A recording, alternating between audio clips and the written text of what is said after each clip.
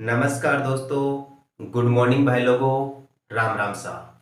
आ जाओ दोस्तों, अपनी वीडियो क्लास शुरू हो चुकी है। हमने थार का मरुस्थल टॉपिक शुरू कर दिया था और उसके ऊपर एक वीडियो क्लास भी डाल दी थी दोस्तों। थार के मरुस्थल से संबंधित आज अपनी दूसरी वीडियो क्लास है। आप ध्यान देकर पढ़ना दोस्तों। आज की वीडियो क्लास में एग्जाम के लायक बहुत महत्वपूर्ण कंटेंट है, इसलिए लास्ट तक पूरे वीडियो को देखें और अपने नॉलेज का अधिगम करें। आइए दोस्तों, पहला क्वेश्चन देखते हैं। अर्धचंद्राकार बालू का स्तूप किसे कहते हैं? अर्धचंद्राकार यानी आधे कटे हुए चंद्रमा के समान जो बालू का स्तूप बनते हैं रेगिस्तानी क्षेत्र में या थार के मरुस्थल में, ऐसे बालू का स्तूपों को क्या कहा जाता है? बालू का स्तूप तो जानते हो ना आप दोस्तों। रेगिस्तानी क्षेत्र में रेत की जो टीले नुमा आकृति बनती है या जो मेहराबदार आकृति बनती है ना, उसी को बालू का स्तूप कहते हैं। मैंने आपको पिछली वीडियो क्लास में बताया था कि राजस्थान में बहुत सारे बालू का स्तूप आपको देखने को मिलेंगे। जो पश्चिमी राजस्थान है, जो थार का मरुस्थल वाला क्षेत्र है, यहाँ पर अनेक बालू का स्तूप देखने को मिलते हैं। तो पूछ रहा है अर्धचंद्राकार बालू का स्तूप कौन से बालू का स्तूप को कहते हैं? ऑप्शन देखें। क्या अनुप्रस्थ बालू का स्तूप को कहते हैं, अनुदैर्ध्य बालू का स्तूप को कहते हैं, तारानुमा बालू का स्तूप को कहते हैं, या फिर बरखान बालू का स्तूप को कहते हैं? चारों बालू का स्तूपों के बारे में ध्यान से अध्ययन करें दोस्तों। देखिए, अपने क्वेश्चन के आंसर की तह तक पहुंचते हैं। पहला ऑप्शन दिया है अर्धचंद्राकार बालू का स्तूप को अनुक्रस्त बालू का स्तूप कहते हैं क्या? दोस्तों, ये अपना सही आंसर नहीं है। क्यों नहीं है? क्योंकि अनुप्रस्थ बालू का स्तूप वायु के समकोण पर बनते हैं या पवन के समकोण पर बनते हैं। तो क्वेश्चन ये पूछा जाएगा इसके बारे में तो कि अनुप्रस्थ बालू का स्तूप किसे कहते हैं? अनुप्रस्थ बालू का स्तूप उन बालू का स्तूपों को कहते हैं जो पवन के समकोण पर बनते हैं, 90 डिग्री के कोण पर बनते हैं। तो समकोण पर बनने वाले बालू का स्तूप अनुप्रस्थ बालू का स्तूप कहलाते हैं। तो फिर अनुदैर्ध्य बालू का स्तूप कौन से होते हैं? ऐसे बालू का स्तूप जो पवन के समांतर बनते हैं या पवन के समानांतर बनते हैं। दोस्तों, पवनों के समानांतर बनने वाले बालू का स्तूपों को अनुदैर्ध्य बालू का स्तूपों के नाम से जाना जाता है। क्वेश्चन यहीं से पूछा जाता है दोस्तों कि समकोण पर बनने वाले बालू का स्तूपों को तो क्या कहते हैं? अनुप्रस्थ। और वायु के समानांतर बनने वाले बालू का स्तूपों को क्या कहा जाता है? अनुदैर्ध्य बालू का स्तूप कहा जाता है। तारानुमा बालू का स्तूप ऐसे बालू का स्तूप जो तारे की आकृति में बनते हैं, ऐसे बालू का स्तूपों को हमें तारानुमा बालू का स्तूप कहते हैं। अर्थात रेगिस्तानी क्षेत्र में तारे के आकार में, स्टार के आकार में बनने वाले बालू का स्तूपों को तारानुमा बालू का स्तूप कहते हैं। एक ऑप्शन बच गया, यही अपना राइट आंसर है, एकदम सही जवाब है।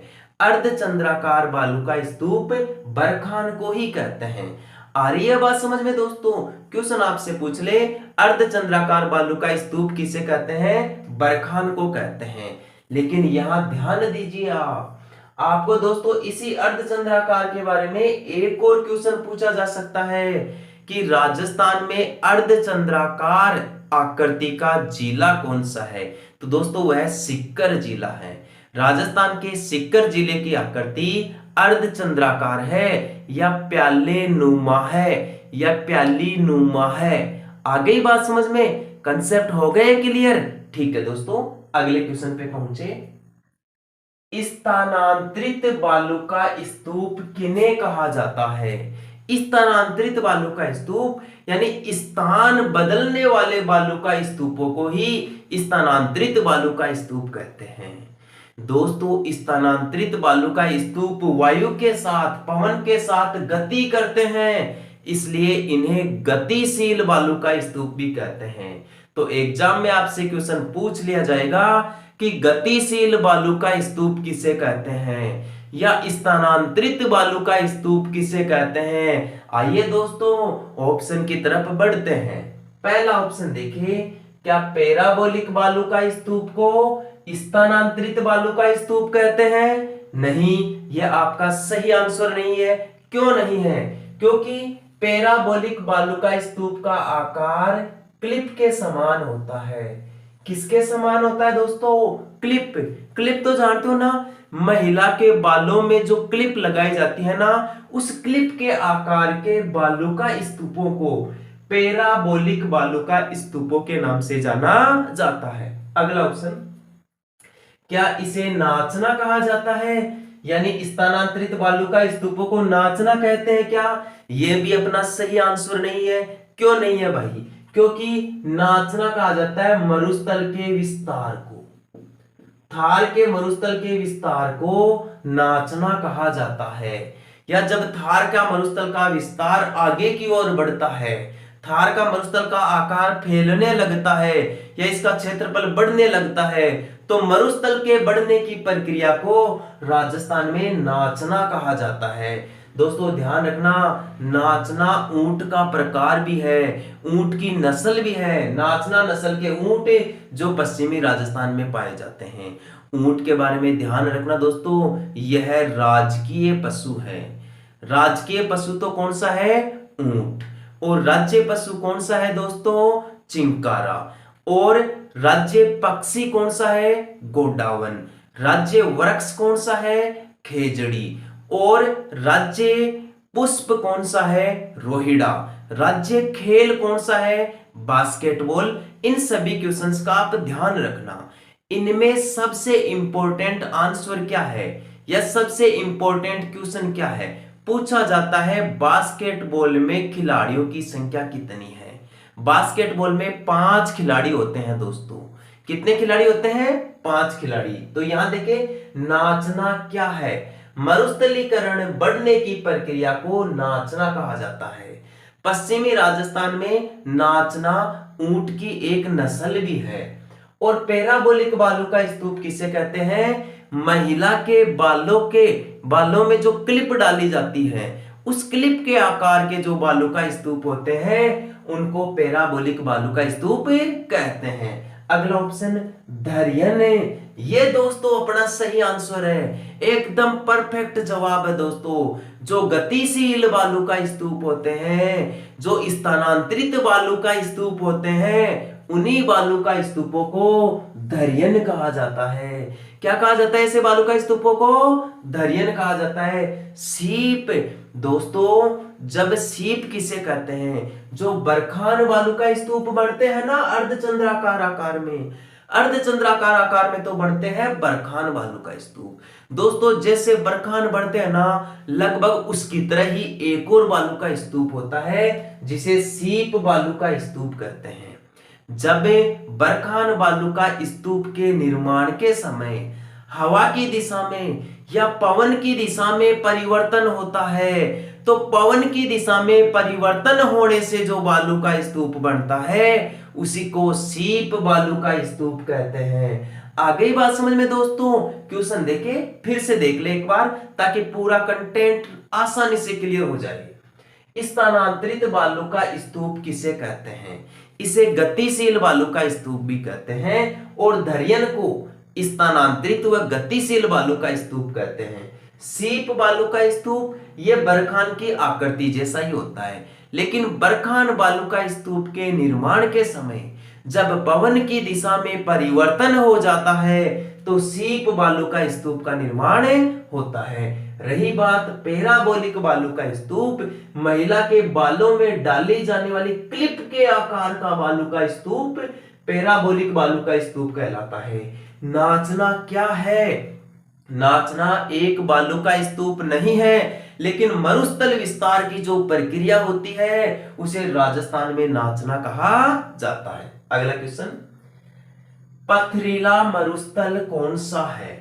निम्नलिखित में से कौन से मरुस्थल को पथरीला मरुस्थल कहते हैं या चट्टानी मरुस्थल कहते हैं? दोस्तों मरुस्थल कई प्रकार के होते हैं, कई जगह दोस्तों केवल पथरीले मरुस्थल मिलते हैं, कई जगह आपको केवल रेतीले मरुस्थल ही मिलेंगे, और कई जगह दोस्तों आपको पथरीले और रेतीले मिश्रित रूप में मिलेंगे, जिन्हें मिश्रित मरुस्थलों के नाम से जाना जाता है। तो पूछ रहा है पथरीले मरुस्थल को क्या कहा जाता है या किस नाम से जाना जाता है? क्या इर्ग के नाम से जाना जाता है, रेग के नाम से जाना जाता है, मरहो के नाम से जाना जाता है, या फिर हम्मादा के नाम से जाना जाता है? आपको बता दूं दोस्तों, मैं इर्ग जो रेगिस्तान में रेतीला मरुस्थल बढ़ता है, जो रेगिस्तान में रेतीला मरुस्थल बढ़ता है ना, बालू रेत के टिब्बों का जो मरुस्थल बढ़ता है उसे दोस्तों इर्ग कहा जाता है। थार के मरुस्थल में रेतीले मरुस्थल को इर्ग कहा जाता है, जो पथरीला मरुस्थल होता है उसे हम्मादा कहा जाता है। इसलिए यह ऑप्शन अपना एकदम राइट आंसर होगा। पथरीला मरुस्थल किसे कहते हैं? हम्मादा को कहते हैं, या ये भी बोल सकते हैं कि हम्मादा को पथरीले मरुस्थल के नाम से जाना जाता है। तो फिर बता दीजिए आप, रेतीला मरुस्थल किसे कहते हैं? इर्ग को रेतीला मरुस्थल कहते हैं। तो रेग क्या हो जाएगा? रेग हो जाएगा मिश्रित मरुस्थल। रेग क्या हो जाएगा भाई? मिश्रित मरुस्थल। यानी जहां रेतीला और पथरीला मिश्रित रूप में पाया जाए उसे रेग कहा जाएगा। रेग मरुस्थल किसे कहते हैं? मिश्रित मरुस्थल को रेग मरुस्थल कहते हैं। हम्मादा मरुस्थल किसे कहते हैं? पथरीले मरुस्थल को हम्मादा मरुस्थल कहते हैं। और इर्ग मरुस्थल किसे कहते हैं? रेतीले मरुस्थल को इर्ग मरुस्थल कहा जाता है।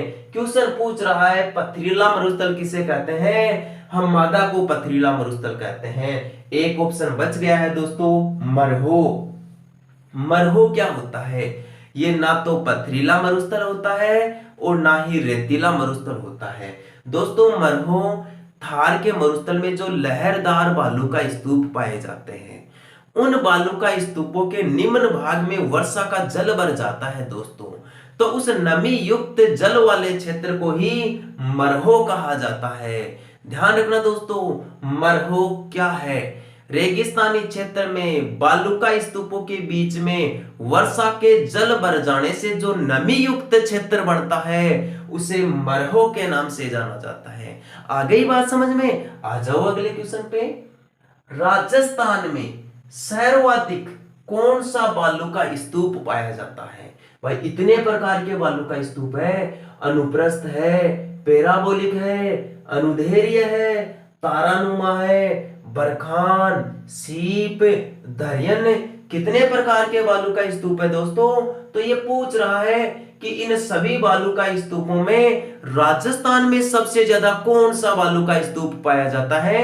देखिए ऑप्शन, क्या बरखान पाया जाता है, क्या पैराबोलिक पाया जाता है, या अनुप्रस्थ पाया जाता है, या फिर दोस्तों अनुदैर्ध्य पाया जाता है? चारों बालू का स्तूप बहुत गजब के हैं। आपको इनके बारे में दोस्तों डीपली नॉलेज होना जरूरी है, क्योंकि कंपटीशन एग्जाम में दोस्तों आजकल आसान क्वेश्चन नहीं पूछे जाते हैं, बहुत गहराई से क्वेश्चंस पूछे जाते हैं, डीपली क्वेश्चंस पूछे जाते हैं। तो सभी ऑप्शंस का ध्यान रखें दोस्तों। जो अधीनस्थ बोर्ड है ना अपने दोस्तों, जो मेन एग्जाम करवाता है, यानी ऐसा माना जाता है राजस्थान में सबसे जो खतरनाक पेपर बनाता है वो अधीनस्थ बोर्ड ही है दोस्तों। तो रीट वाले स्पेशल ध्यान रखें, रीट का रिजल्ट आ गया है। जिन बच्चों ने रीट में क्वालिफाई किया है, थर्ड ग्रेड की मेन एग्जाम देने के लिए तैयार हो जाए। और ध्यान रखना उनका एग्जाम पेपर इस बार अधीनस्थ बोर्ड बनाएगा। तो अधीनस्थ बोर्ड का पेपर तो बड़ा ही शानदार तरीके का आता है दोस्तों, अच्छे अच्छे चक्री हो जाते हैं उसके अंदर। तो पहले ही तो मैं कंसेप्ट क्लियर करके पढ़ा रहा हूं दोस्तों, तो यहां ध्यान देके पढ़े आप। पूछ रहा है राजस्थान में सर्वाधिक कौन सा बालू का स्तूप पाया जाता है? बरखान। दोस्तों बरखान बालू का स्तूप सबसे ज्यादा राजस्थान के चूरू जिले में पाए जाते हैं। बरखान बालू का स्तूप सबसे ज्यादा कहां देखने को मिलते हैं? चूरू जिले में। चूरू राजस्थान का वही जिला है जहां एकमात्र डाडी मूंछ वाले हनुमान जी है, यानी सालासर बालाजी। राजस्थान में सालासर बालाजी का मंदिर कहां पर है? चूरू जिले के सालासर गांव में है। अगला क्वेश्चन है, पैराबोलिक बालू का स्तूप। ये दोस्तों राजस्थान के सभी जिलों में देखने को मिलता है। सभी जिलों का मतलब 33 जिलों में नहीं, जिन जिलों में थार का मरुस्थल फैला हुआ है। थार का मरुस्थल राजस्थान के कितने जिलों में है पढ़ा चुका हूं, ये जानकारी 12 जिलों में है भाई। और अरावली पर्वतमाला कितने जिलों में है, फिर 13 जिलों में है। तो थार का मरुस्थल जिन 12 जिलों में फैला हुआ है ना, उन सभी 12 जिलों में ये बालू का स्तूप देखने को मिलता है, यानी पैराबोलिक बालू का स्तूप देखने को मिलता है। तो शायद मेरे हिसाब से यहां अपने पास में आंसर मिल गया है। पूछ क्या रहा है, राजस्थान में सर्वाधिक कौन सा बालू का स्तूप मिलता है? सभी 12 जिलों में मिलता है, इसका मतलब सबसे ज्यादा यही है। तो सर्वाधिक बालू का स्तूप है पैराबोलिक बालू का स्तूप। अगला ऑप्शन देखें, अनुप्रस्थ बालू का स्तूप। वही बालू का स्तूप है जो पवन के समकोण पर बनता है। और सबसे ज्यादा अनुप्रस्थ बालू का स्तूप राजस्थान के जोधपुर जिले में मिलते हैं भाई। कौन से जिले में? जोधपुर जिले में। अनुदैर्ध्य बालू का स्तूप, ये तो राजस्थान के जैसलमेर जिले में सबसे ज्यादा है। क्वेश्चन आपसे पूछ ले, राजस्थान में सबसे ज्यादा अनुदैर्ध्य बालू का स्तूप कहां मिलते हैं? जैसलमेर में मिलते हैं। और सबसे ज्यादा अनुप्रस्थ बालू का स्तूप कहां मिलते हैं? जोधपुर में। पैराबोलिक बालू का स्तूप कहां मिलते हैं? राजस्थान के सभी जिलों में मिलते हैं, पूरे के पूरे 12 मरुस्थलीय जिलों में मिलते हैं। और बरखान बालू का स्तूप सबसे ज्यादा कहां पाया जाता है? बरखान बालू का स्तूप चूरू जिले में सबसे ज्यादा पाया जाता है। ध्यान रखना, यह बालू का स्तूप राजस्थान का सबसे खतरनाक बालू का स्तूप है, यानी सबसे नुकसानदायक बालू का स्तूप कौन सा है भाई? सबसे नुकसानदायक है बरखान बालू का स्तूप। अगला क्वेश्चन आ जाओ, सभी प्रकार के बालू का स्तूप। सभी प्रकार के बालू का स्तूप। अब की बार देखो, क्वेश्चन बहुत गजब का है। दोनों क्वेश्चन दोस्तों बहुत इंपॉर्टेंट है। ऊपर वाले क्वेश्चन में इसने पूछा ऐसे बालू का स्तूप का नाम बताओ जो राजस्थान में सबसे ज्यादा पाया जाता है। तो सबसे ज्यादा पैराबोलिक पाया जाता है, सभी जिलों में पाया जाता है। अब की बार देखो, आप क्वेश्चन कितना गजब का पूछा है दोस्तों आपसे, सभी प्रकार के बालू का स्तूप, यानी ऐसे जिले का नाम बताइए आप जिसमें बरखान भी हो, सीप भी हो, अनुप्रस्थ भी हो, अनुदैर्ध्य भी हो, पैराबोलिक भी हो, तारानुमा भी हो, लहरदार भी हो, यानी रेखीय बालू का स्तूप भी हो, समानांतर बालू का स्तूप या गतिशील बालू का स्तूप भी हो। सभी प्रकार के बालू का स्तूप जिस जिले में पाए जाते हैं उस जिले का नाम बताओ। देखिए, क्या जैसलमेर में पाए जाते हैं? क्या सभी 12 जिलों में पाए जाते हैं सभी प्रकार के बालू का स्तूप? या चूरू जिले में, या फिर जोधपुर जिले में? आपका सही आंसर होगा जोधपुर जिला। जोधपुर में सभी प्रकार के बालू का स्तूप पाए जाते हैं। जोधपुर राजस्थान का एकमात्र ऐसा जिला है, या थार मरुस्थल के 12 जिलों में से एकमात्र ऐसा जिला है जिसमें बरखान, सीप, अर्धचंद्राकार, आपको तारानुमा, पैराबोलिक बालू का स्तूप, सीप, लहरदार, गतिशील, सभी प्रकार के बालू का स्तूप देखने को मिलेंगे। तो सभी प्रकार के बालू का स्तूप जोधपुर में देखने को मिलते हैं। चूरू में तो अभी अभी पढ़ा है सबसे ज्यादा बरखान बालू का स्तूप मिलते हैं। जैसलमेर में तो दोस्तों अनुदैर्ध्य बालू का स्तूप देखने को मिलते हैं। और राजस्थान के सभी 12 जिलों में सभी प्रकार के बालू का स्तूप नहीं मिलते। सभी 12 जिलों में जो बालू का स्तूप सबसे ज्यादा पाया जाता है वह है पैराबोलिक। अपने क्वेश्चन का सही आंसर होगा जोधपुर। अगला क्वेश्चन देखिए, मरुस्थल में, थार के मरुस्थल में अस्थायी यानी केवल वर्षा काल के दौरान जो खारे पानी की झीलें बनती है उन्हें किस नाम से जाना जाता है? बहुत गजब का लेवल है दोस्तों, गजब का शानदार क्वेश्चन है। कंपटीशन लेवल को ध्यान में रखते हुए क्वेश्चन रखा है मैंने। मरुस्थल में अस्थायी तौर पर जो खारे पानी की झीलें बनती है उनको किस नाम से जाना जाता है? क्या उन्हें पलाया कहते हैं, या लेगून कहा जाता है, या फिर कयाल कहा जाता है, या फिर बीड़ कहा जाता है? चारों कंटेंट बहुत गजब के हैं, ध्यान से तो देखो आप। बीड़, कयाल, लेगून, पलाया, सभी प्रकार की जगह से क्वेश्चंस पूछे जा सकते हैं। डायरेक्ट यहां से भी पूछा जा सकता है बीड़ क्या है या बीड़ किसे कहते हैं, कयाल क्या है या कयाल किसे कहते हैं, लेगून क्या है, पलाया क्या है। क्वेश्चन पे आइए आप। मरुस्थल में अस्थायी तौर पर बनने वाले खारे पानी की झीलों को पलाया कहते हैं। क्या कहते हैं भाई? पलाया कहते हैं। और इन पलाया जो खारे पानी की झीलें होती हैं दोस्तों, इसमें खड़ीन कृषि की जाती है भाई। कौन सी कृषि की जाती है? खड़ीन कृषि। इसलिए इन झीलों को खड़ीन झीलों के नाम से भी जाना जाता है। खड़ीन झीलें, पलाया झीलों को खड़ीन झीलें भी कहते हैं। और यहाँ दोस्तों शीतकाल में रबी की फसल की जाती है पालीवाल ब्राह्मणों के द्वारा, यानी गेहूं, चना, सरसों आदि की खेती की जाती है इन पलाया झीलों वाले क्षेत्र में।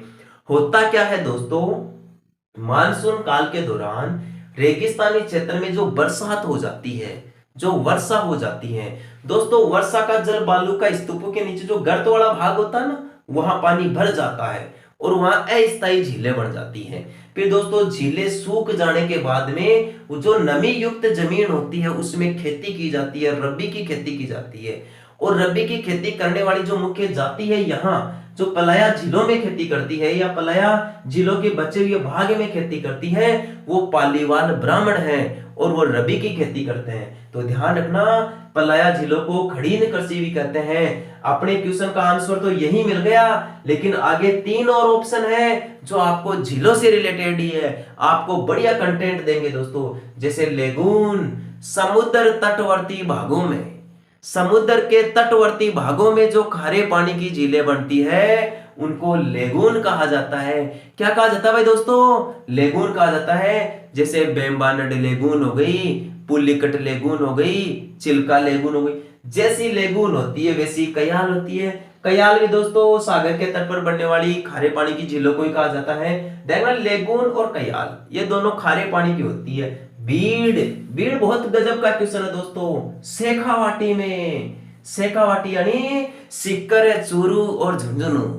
सीकर, चूरू और झुंझुनू ये तीनों जिले शेखावाटी में आते हैं, ध्यान रखना। लेकिन भूल मत जाना आप, तोरावाटी में केवल 2 ही जिले आते हैं और उन 2 जिलों का नाम है सीकर और झुंझुनू।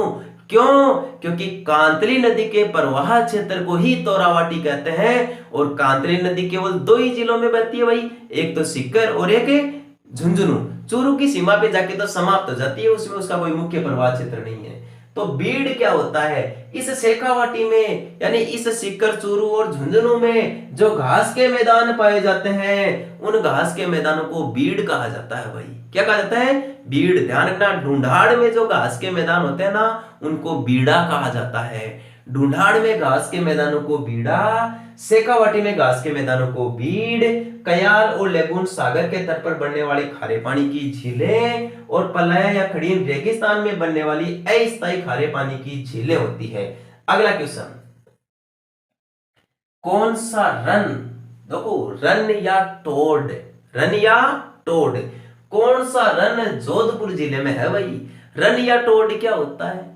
रेगिस्तानी क्षेत्र में बरसात होती है, बरसात होने से खारे पानी की या वर्षा काल के दौरान कुछ अस्थायी झीलें बन जाती है। झीलें बढ़ती है तो वर्षा का जल तो वाष्पीकरण के कारण जल्दी से सूख जाता है या मृदा के अंदर शोषण हो जाता है उसका। तो दोस्तों जो दलदली जमीन बसती है, जो नमी युक्त जमीन बसती है, उसी को रन या टोड कहा जाता है भाई, रन या टोड कहा जाता है। देखिए तो कौन सा रन जोधपुर में है? क्या ताल छापर में है? ताल छापर रन जोधपुर में है, पोखरण रन है, थोब रन है या फिर बाप रन है? चारों इंपॉर्टेंट है भाई, बड़े गजब के क्वेश्चन है, बहुत शानदार क्वेश्चन है, आपके लिए एग्जाम के लिए जबरदस्त कंटेंट बन सकता है दोस्तों। ताल छापर तो राजस्थान के चूरू जिले में है और ताल छापर एक अभ्यारण्य भी है। ताल छापर एक रन या टोड तो है ही, साथ में यहाँ एक अभ्यारण्य भी है जहां दोस्तों कर्षण मर्ग देखने को मिलते हैं। मर्ग यानी हिरण, कर्षण यानी काले। राजस्थान में काले रंग के हिरण कहां पाए जाते हैं भाई? ताल छापर चूरू में पाए जाते हैं। तो कर्षण मर्ग या काले रंग के हिरण, बहुत गजब का क्वेश्चन है, बहुत सारी कंपटीशन एग्जाम्स में ये पूछ लिया गया दोस्तों। कर्षण मर्ग कहां पाए जाते हैं? राजस्थान में काले हिरण कौन से अभ्यारण्य में पाए जाते हैं? ताल छापर अभ्यारण्य चूरू में पाए जाते हैं। तो दोस्तों ये ऑप्शन तो क्वेश्चन से बिल्कुल ही मेल नहीं खाता, पूछ रहा है कौन सा रन या टोड मतलब जोधपुर जिले में है। तो ताल छापर तो चूरू में हो गया, कहां से आएगा जोधपुर में? पोखरण, पोखरण के बारे में कौन नहीं जानते भाई? पोखरण तो जैसलमेर में है। पोखरण राजस्थान के कौन से जिले में है? जैसलमेर में है दोस्तों, जैसलमेर। और पोखरण को तो भारत का शक्ति स्थल कहते हैं भाई, power station of India Pokhran को कहते हैं, क्योंकि 1976 और 1998 में जो परमाणु परीक्षण किए गए ना, जबरदस्त जो धमाके किए गए थे, अमेरिका को चौंकाया गया था, वो परमाणु परीक्षण दोस्तों इस पोखरण में किए गए थे, इस जैसलमेर के अंदर ही किए गए थे। थोब, थोब दोस्तों जो रन है वो बाड़मेर में है भाई। थोब रन कहां पर है? बाड़मेर में। देखिए आप तालछा पर रन चूरू में, पोखरण रन जैसलमेर में, थोब रन बाड़मेर में, और बाप रन जोधपुर में। बाप रन कहां पर है भाई? जोधपुर में। बाप बोल्डर कले, ये एक हिमालय निक्षेपण है। क्वेश्चन पूछ रहा है कौन सा रन जोधपुर में है? बाप रन जोधपुर में है। लास्ट क्वेश्चन पे आ जाओ दोस्तों आप। लाठी सीरीज क्या है? इस पूरी जो सीरीज पढ़ाई आज, उस पूरी सीरीज का निचोड़ तो यही आएगा दोस्तों। लाठी सीरीज वाला ये जो क्वेश्चन है ना, ये बहुत ही गजब का क्वेश्चन है दोस्तों। इसमें मैंने 4 इतने खतरनाक खतरनाक ऑप्शन रखे हैं जो कंपटीशन एग्जाम्स में दोस्तों पूछे ही जाते हैं, यानी आरपीएससी और अधीनस्थ बोर्ड के तो दोस्तों फेवरेट है ये। तो टीचर की तैयारी करने वाले और 3rd ग्रेड की मेंस एग्जाम देने वाले विद्यार्थी, एलडीसी की तैयारी करने वाले विद्यार्थी और हाई कोर्ट की तैयारी करने वाले विद्यार्थी तो यहां जरूर ध्यान दे, क्योंकि चारों में से कोई ना कोई एक क्वेश्चन पूछ ही लिया जाएगा। हर एग्जाम में दोस्तों थार के मरुस्थल में से जो क्वेश्चन पूछा जाता है ना, इन चारों में से लगभग कोई ना कोई एक होता ही है। देखिए लाठी सीरीज क्या है? लाठी सीरीज थार का गढ़ा है, आकलवुड फॉसिल्स पार्क है, या सरप की प्रजाति है, या फिर जलपट्टी है? अपना सही आंसर तो हो गया जलपट्टी। पूछ रहा है लाठी सीरीज क्या है? लाठी सीरीज एक भूगर्भिक जलपट्टी है भाई। यहां होता क्या है दोस्तों, जैसलमेर जिले में 2 जगह है, एक तो पोखरण और दूसरी मोहनगढ़।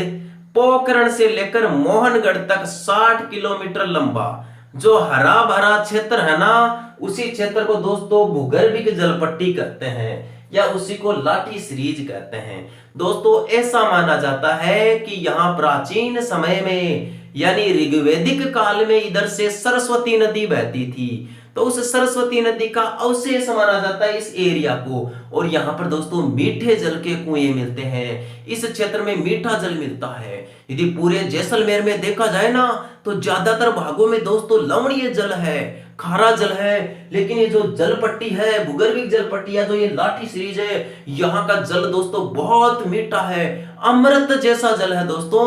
और जैसलमेर में इसी भूगर्भिक जलपट्टी में एक गांव है दोस्तों, चांदन गांव। उस चांदन गांव में एक नलकूप है, या मीठे जल का, पेयजल का एक स्रोत है, जिसको चांदन नलकूप कहते हैं। उस चांदन नलकूप का जल इतना ज्यादा मीठा है कि उसे थार का गढ़ा कहते हैं। क्वेश्चन पूछा जाता है थार का गढ़ा किसे कहते हैं? चांदन नलकूप को कहते हैं। और ये कहां है? जैसलमेर में है। चांदन नलकूप क्या है? एक मीठे जल का कुआं है, जिसका जल अमृत के समान बहुत मीठा है दोस्तों। आकल वुड फॉसिल्स पार्क क्या है? आकल जैसलमेर का गांव। वुड यानी यहाँ पर लकड़ी के पार्क मिले हैं, जीवाश्म अवशेष मिले हैं। आकल गांव में प्राचीन समय के लकड़ी के अवशेष मिले हैं, करोड़ों साल पुराने लकड़ी के अवशेष, जुरेसिक वर्ल्ड के अवशेष। जिस समय डायनासोर का राज था, उस समय जो बड़े बड़े वृक्ष पाए जाते थे, उन वृक्षों के अवशेष आज भी यहाँ पर दोस्तों सुरक्षित है। यानी मरुस्थल में जो राष्ट्रीय उद्यान है, वहां पर दोस्तों इनको संरक्षित किया गया है। तो आपसे क्वेश्चन पूछ लिया जाएगा, आकल वुड फॉसिल्स पार्क या आकल कास्ट जीवाश्म पार्क राजस्थान के कौन से जिले में है? जैसलमेर जिले में है। सर्प की प्रजाति तो पीवड़ा, पहले ही पढ़ा चुका हूं इसके बारे में तो मैं। ये बहुत ही खतरनाक जहरीला सर्प होता है, जो थार के मरुस्थल में पाया जाता है। क्वेश्चन यहां से पूछा जाता है, पीवड़ा क्या है? एक सर्प की प्रजाति है, रेगिस्तानी क्षेत्र में। जलपट्टी अपने क्वेश्चन का सही आंसर हो ही गया। लाठी सीरीज एक भूगर्भिक जलपट्टी है। थार का गढ़ा चांदन नलकूप को कहते हैं। आकलवुड फॉसिल्स पार्क एक जीवाश्म पार्क है जैसलमेर जिले के अंदर। पियूना एक सर्प की प्रजाति है। तो दोस्तों मेरे द्वारा पढ़ाया गया कंटेंट आपके समझ में आया होगा। उम्मीद करता हूं ये आपके प्रतियोगी परीक्षाओं में काम आए और आपकी तैयारी की रणनीति को और ज्यादा बेहतर और मजबूत बनाए। दोस्तों यदि आपको मेरा YouTube चैनल पसंद आए, मेरे पढ़ाने का तरीका पसंद आए, मेरे द्वारा दिया गया कंटेंट आपको अच्छा लगे तो अपने YouTube चैनल को लाइक, शेयर और सब्सक्राइब करना ना भूले। दोस्तों बेल आइकन जरूर दबाएं ताकि रोज मैं जो वीडियो क्लास आपके लिए डालता हूं उसका नोटिफिकेशन अपने आप आपके इनबॉक्स में आ जाए दोस्तों। ठीक है दोस्तों, आज के लिए इतना ही। कल फिर मिलेंगे इसी अपने NCB education hub YouTube channel के ऑनलाइन प्लेटफॉर्म पर। आज के लिए शुक्रिया, बहुत बहुत धन्यवाद दोस्तों। राम राम सा।